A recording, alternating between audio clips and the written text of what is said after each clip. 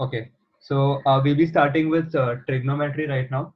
Okay, and the first thing we'll look at is the solution of a triangle. Okay, we'll take that part first.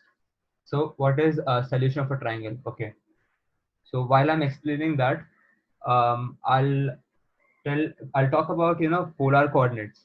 I'm sure you all know what is Cartesian coordinates, right? Everyone has studied that. So Cartesian coordinates हम सबने पढ़ा है, 11th में था, 10th में था, ठीक है.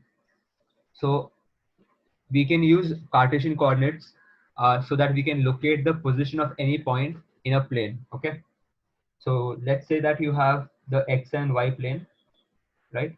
I'll draw the plane here. You have x and y,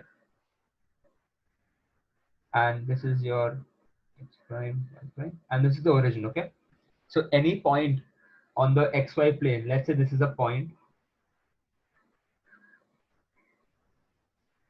P. Okay, now any point in this xy plane can be located. The position of this point can be located using the Cartesian coordinate system, and we usually define the point by writing x comma y.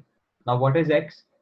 X is the displacement of the point from the y-axis. What is it? It is the displacement.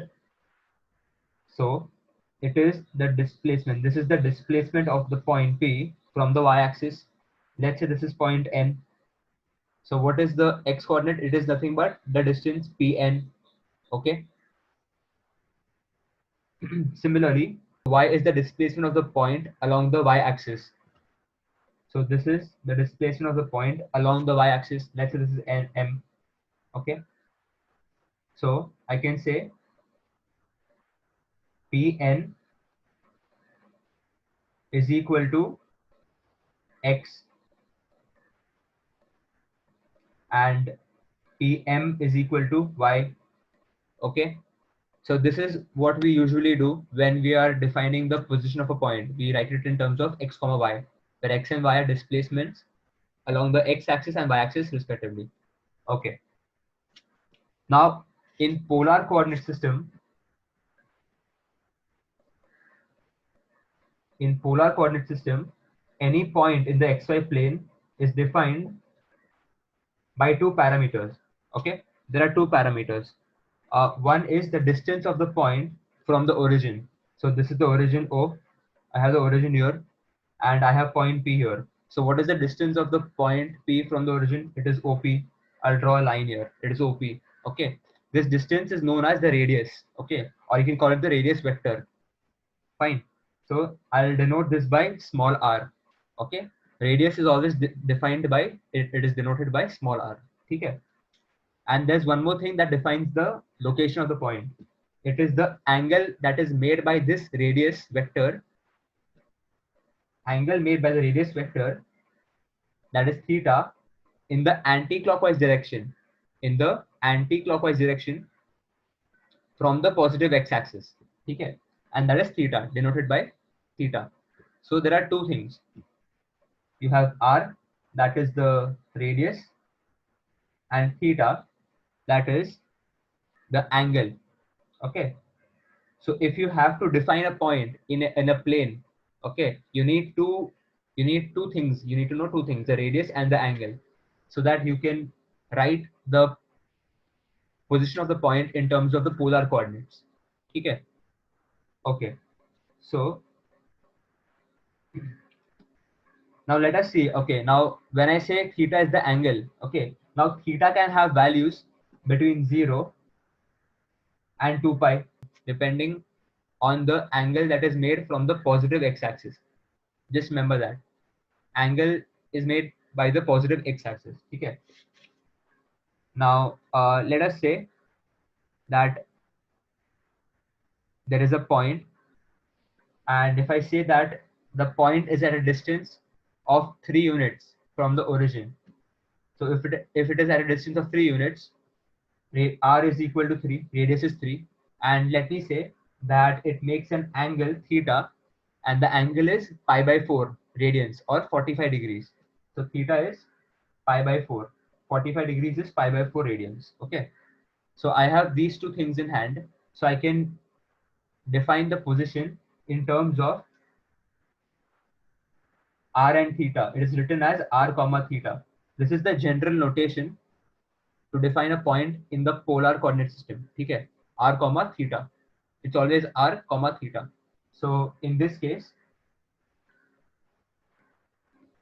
the position of point P, that is r comma theta, will be 3 comma pi by 4. This is how it is written. Okay, it's written as r comma theta because we have taken radius to be 3 units. That is the distance from the origin, and the angle that the radius vector makes is pi by 4 radians.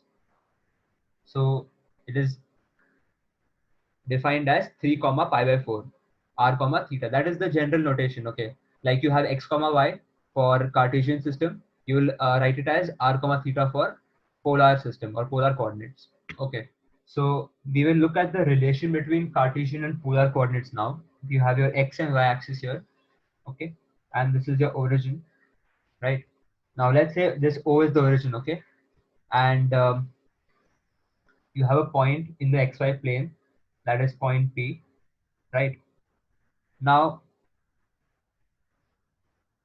when I say that P has coordinates x comma y, you understand that x is the displacement of this point P. Okay, it is the displacement of this point P perpendicular to the y axis, right? And you also understand that y is the displacement of this point P perpendicular to the x axis, correct? So we can say that x is nothing but Pn. The distance Pn is the value of x, and y is equal to the distance Pm. Okay, this is what you know. You learned this earlier. Okay, this is the Cartesian coordinate system. Now, when I have to talk in terms of polar coordinate system, as I have told you earlier, we have two things that we need to know. Polar coordinate system, you need to understand the radius, that is the distance of the point from the origin, as well as the angle that the radius vector is making. Okay, with the positive x-axis. So let me draw the radius here, that is the distance of this point from the origin. Okay, this is my radius vector, and I'll denote it by using the small letter r. Okay, it's small r. And what is theta? Theta is the angle that this radius vector is making with the positive x-axis, right? So now we will express the position of this point P in terms of polar coordinate systems, that is r comma theta. Okay, now it will be r comma theta. So you understand, right? Like r comma theta is the same point that we saw earlier using x comma y. X comma y also was the same point. It was the position of the same point, but in Cartesian coordinate system. And when we use polar coordinate system, it became r comma theta. So I can say that p x comma y will be the same as p of r comma theta. It's basically the same point, right? I'm just expressing it in two different coordinate systems, but the point is not changing, right? Now let me do one thing for us to understand what this means. Let me construct a triangle now. Okay, you see this diagram here. O is the origin and P is the point. Okay, let me draw a perpendicular over here and call this M. Now you see triangle OPM, triangle OPM. In this triangle, you all know what is cos theta and what is sin theta. You all know how to find cos theta and sin theta. Okay, cos theta is nothing but, what is cos theta? It is equal to the adjacent side upon the hypotenuse. Now, how much is this distance? Adjacent side, this is equal to nothing but x, because this is the x displacement. And how much is this? This is equal to y. because this is the y displacement of the point from the x-axis. Okay, so cos theta is equal to what? It is equal to adjacent x upon hypotenuse r, and sine theta is equal to y by r, that is equal to opposite upon hypotenuse. Okay, so you know sine theta and cos theta in terms of x and r. So we have a relationship between x, y, r, and theta. Okay, we are trying to develop a relationship actually. You know, that's what we're trying to do. So from these two equations, let me call these equation number 1 and equation number 2. Okay, now from 1 and 2, I get x is equal to r cos theta, and what is y? Y is equal to r sine theta. I've just multiplied r with cos theta. I've taken this on the other side. So I get x is equal to r cos theta and y is equal to r sine theta. Fine. And now let me do one thing. I'm going to square the terms and add them. Okay. So I'll write it here. Squaring and adding. What do we get? We'll square the terms. So I have x square plus y square is equal to r square cos square theta plus r square sine square theta. Okay, I have squared the terms and I've added them. Okay, now from what I see is I can take r square common. In the right hand side I have r square common. Okay, I'll take that common, so that comes out, and what I'm left with is cos square theta plus sine square theta. Okay, now do you all recall this? There is a identity that cos square theta plus sine square theta is always equal to 1. You studied this in the 11th grade, I think. Last year you all have studied this. So this entire value is equal to nothing but 1. Sine square theta plus cos square theta is always equal to 1. Okay, fine. So what I have with me is x square plus y square is equal to r square.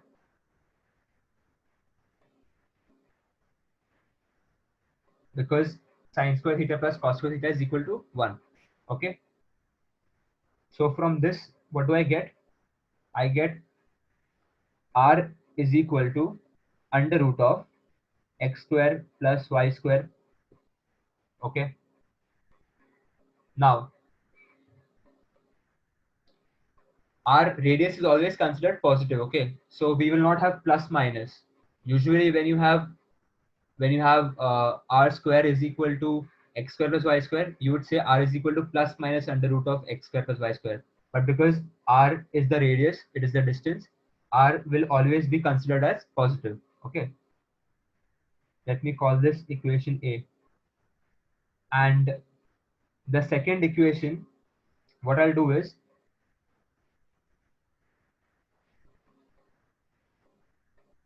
I'm going to divide these two equations now.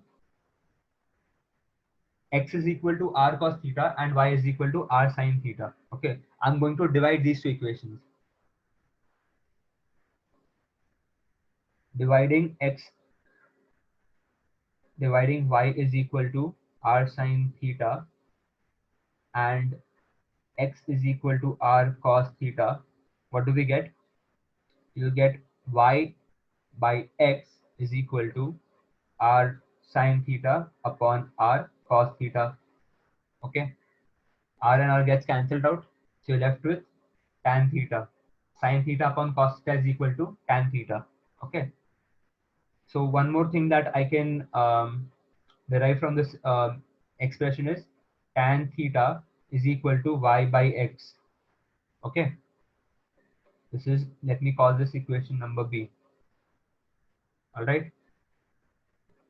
Okay, so I have found out that r radius r is equal to under root of x square plus y square, and tan theta is equal to y by x. Okay.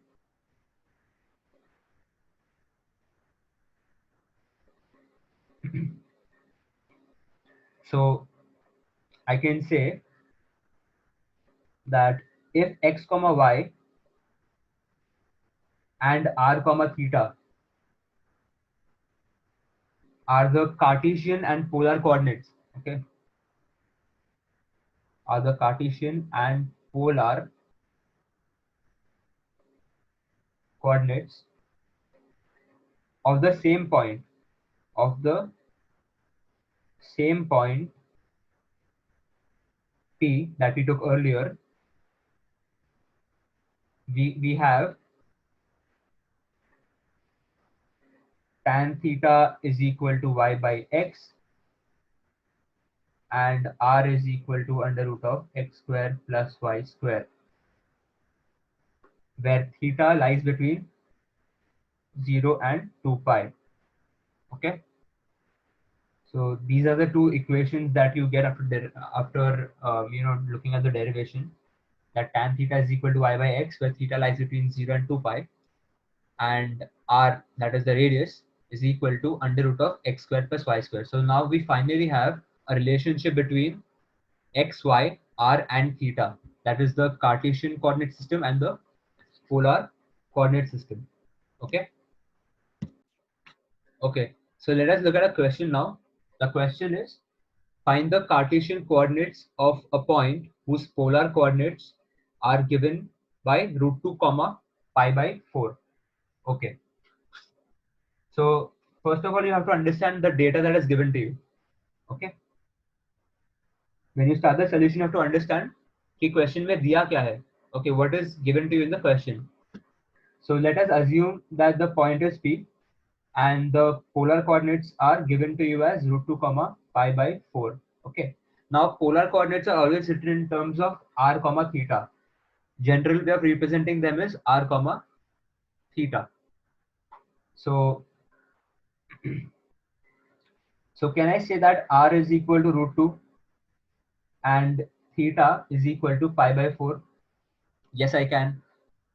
Why? Because polar coordinates are always represented by r comma theta. So comparing that to the given question data, I can say radius is root 2 units and the angle theta is pi by 4. Okay.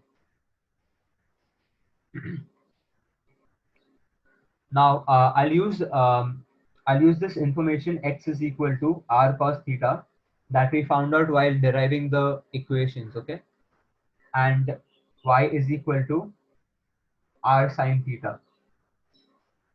X is equal to r cos theta and y is equal to r sine theta. Now, what do I have to find out? I have to find the Cartesian coordinates. So simply stating, I have to find the value of x and y. Okay. I know r and theta, and I have to find the value of x and y. Okay.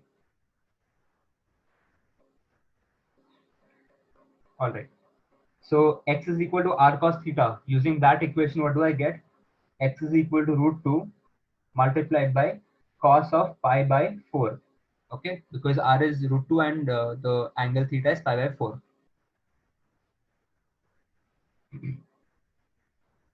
Okay, so what is the value of cos pi by 4? Cos pi by 4 is 1 by root 2. Okay, so this gets cancelled out and I have x is equal to 1. Okay, so finally the value of x is equal to 1. Now similarly, I'll find the value of y. Y is equal to r sine theta. R is given to you in the question as root 2 and it is sine of theta pi by 4. All right, so that is root 2 multiplied by sine pi by 4. So what is sine pi by 4? That's again 1 by root 2. So this gets cancelled out and you have the answer as 1. So y is also equal to 1.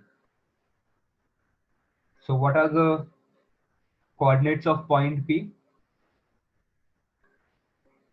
The required coordinates of point P are 1 comma 1. Yes, they are 1 comma 1. Okay, fine. So we have found out the Cartesian coordinates of a point when the polar coordinates were given to us. Okay, so the second question that we see is find the polar coordinates of a point whose Cartesian coordinates are given to you as root 2 comma root 2. Okay, so the given data is in terms of Cartesian coordinates. So Cartesian coordinates are represented by what? X comma y. All right. So if I assume P to be my point, I can say that the coordinates of point P are root 2 comma root 2. Say X is equal to root 2 and Y is also equal to root 2. Okay. So this is the given data that is given in the question to me. What I have to find is r comma theta because I want to find the location of point P in terms of polar coordinates. Okay. So r and theta nikalna hai.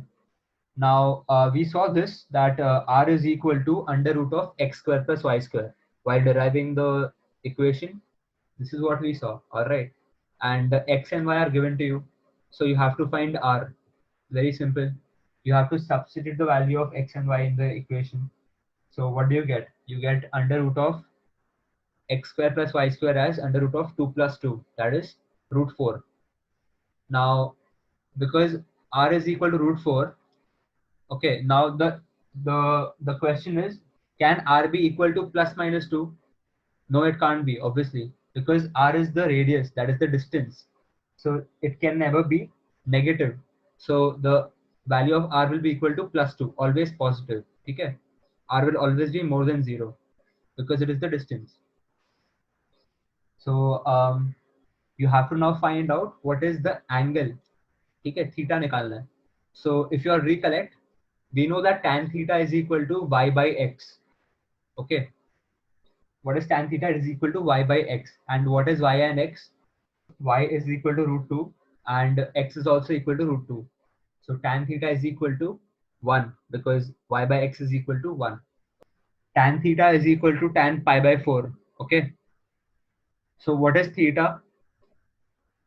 Can I say theta is equal to pi by 4? Because tan theta is equal to tan pi by 4, the smallest value of theta will be pi by 4. Okay. So theta is equal to pi by 4. So we have found out the value of r, that is equal to 2, and theta, that is pi by 4. So now we can express the location of point P in terms of the polar coordinate systems using r comma theta. That will be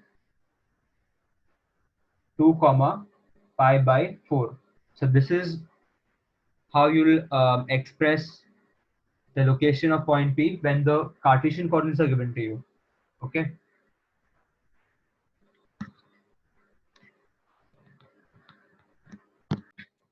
So now we will look at the solutions of a triangle. That will be the next topic that we will talk about. Solutions of triangle. Okay. So let's understand, okay, the basics first. So we have a triangle here, okay? I'm drawing a triangle here. And so every triangle will have three sides, okay, and three angles, okay? Her, irrespective of whichever triangle it will have three sides and her triangle में तीन angle होते हैं, ठीक है? And we also know that the sum of three angles is 180 degrees in a triangle. We know that since the very beginning. Okay. So let me call this triangle ABC. Okay, triangle ABC. Now we have to understand that there are some basic notations, okay, that we use in trigonometry. So if I ask you what is this angle, okay, ये angle कौन सा है? You will say, sir, this is angle ABC. This is angle ABC. That is right. But now what we are doing is we are going to represent this angle. Okay, we are going to represent this angle by capital B. ठीक है, इसको capital B लिखेंगे अभी. Now this is just a notation, okay, so that things become easier for us to understand in the further part of the chapter. ठीक है. Similarly, we will denote the other angles as capital A and capital C. So capital letters are only for angles. Okay. So if I have to ask you, what is capital A? You will say capital A is nothing but angle BAC. Angle BAC is nothing but capital A. Okay. So we have capital letters for angles now. ठीक है, ये याद रखना है. And I said that every triangle has 3 angles and 3 sides. ठीक है. So now let us look at this side. This is side BC. ठीक है, ये side है BC. Now we will denote this by small a, and I'll tell you why. What we are doing is we are going to denote. So first of all, every side will be denoted by a small letter. Okay. जैसे angle के लिए capital letters है, वैसे ही sides के लिए small letter है. ठीक है. सो BC will have some length. Okay. Length of BC will be something. Okay. We are going to say that it will be A. BC is equal to A. ठीक है. Where A is nothing but the length of BC. Length of BC will be equal to small a. Now, why have I taken it as A, not anything else? So what I'm doing is I'm going to take the same letter that is at the opposite angle. ये कौन सा है? ये angle capital A है. So उसका opposite side को मैं small a लिखूंगा. Similarly, this is capital B. The angle is capital B. So I'll call this side as small b. So I'll say length of AC, side AC, is equal to small b. Okay. And using the same logic, because this is angle C. Okay. Angle ACB is nothing but capital C. So I'll call the opposite side of that angle as small c. All right. So I can say length of AB is equal to small c. This is just a general notation. Okay. We will use this throughout the chapter in the further parts. Okay. So that there is no confusion, what is ABC. We'll keep this standard. Okay. Every time. All right. So now that you understood that there are 3 angles to a triangle and there are 3 sides, and you also know how do you call that angle. Angles are denoted by capital letters and sides will be denoted by small letters. Okay, always. Okay, fine. So these 3 angles and the 3 sides together, they are known as the elements of a triangle. What are they known as? They're known as the elements of a triangle. So if I'll write it here, point number 1, the 3 angles and the 3 sides are together called as the elements. I'll use a different color. Okay, the elements of the triangle. All right. Okay. So if we know at least 3, if we know at least 3 elements in total, what there are 6 elements. Total में कितने 6 elements है. ठीक है, 3 angle है और 3 side है. If we know any 3 elements out of these 6, okay, and provided at least one of the element is the side of a triangle, then we can find the other 3 elements. So let us say, for example, if we know that the 2 angles are 30 and let's say 60 degrees, and we know the side of the triangle. So using these 3 values, we can find the other 3 elements of the triangle. So I'll write it over here as a second point.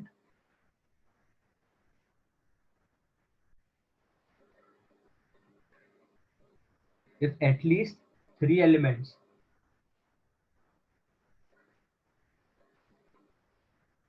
out of 6 are known and at least one of which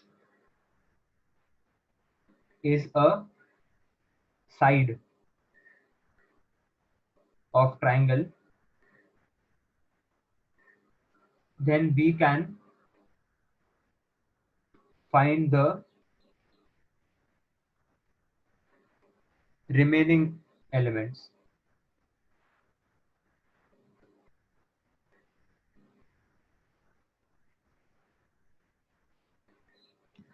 Okay. Okay. One thing to remember is if if the known parts or the known elements of the triangle do not contain any side, if you only have the three angles that are known to you, we cannot find the length of the sides uniquely. Okay, we can get the ratios of the sides, but we can't find the value or the absolute length of the sides. All right, to do that, as I told you earlier, out of the three known elements, we need to have at least one known length of side of a triangle. Okay, so in this case, अगर information नहीं है हमारे पास length of side के लिए, सिर्फ angle पता है, then we can only find the ratios of the lengths. Okay, we cannot uniquely find the value of the length of the triangle. All right, that's one thing you have to note. Just write this down.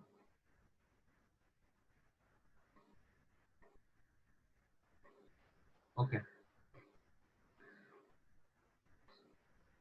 so now let us understand how to find the solution of the triangle. Okay, there are multiple ways you can do that. Let us first read about the sine rule. Okay, sine rule. So I will draw the triangle once again.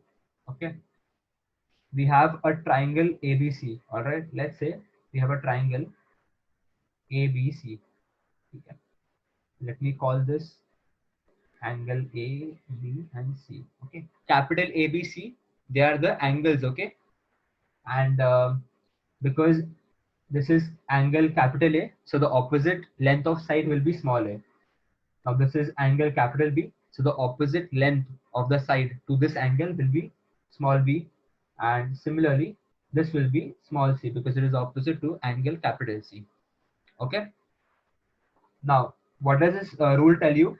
That in triangle, in this triangle ABC, small a upon sine of capital A is equal to small b upon sine of capital B is equal to small c upon sine of capital C. Okay, this is the rule. This is the sine rule.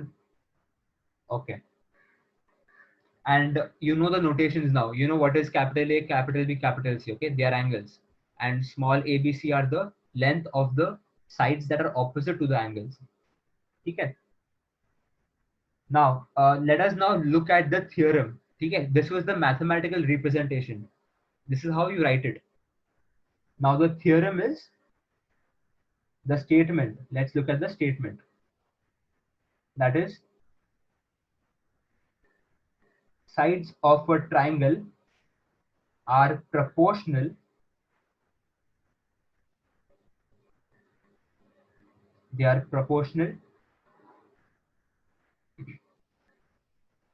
to the sines of the opposite angle.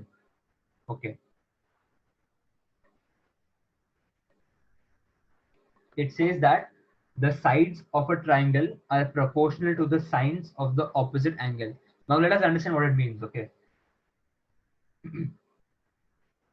now when I say proportional to the sides of a triangle are proportional. Okay, let me say that I will take two sides. Okay, I'll take A and B. Okay, so according to the statement, they are proportional. So I'll say the ratio of A is to B. Okay, A by B is proportional to, or I can say it is equal to, the ratio of the sine of the opposite angle. So what is the sine of the opposite angle? So A का opposite angle कौन सा है? Capital A है. So sine of capital A divided by B के लिए opposite angle कौन सा है? Capital B है. So sine of capital B. ठीक है. So the sides of triangle, I've taken the sides A and B. ठीक है.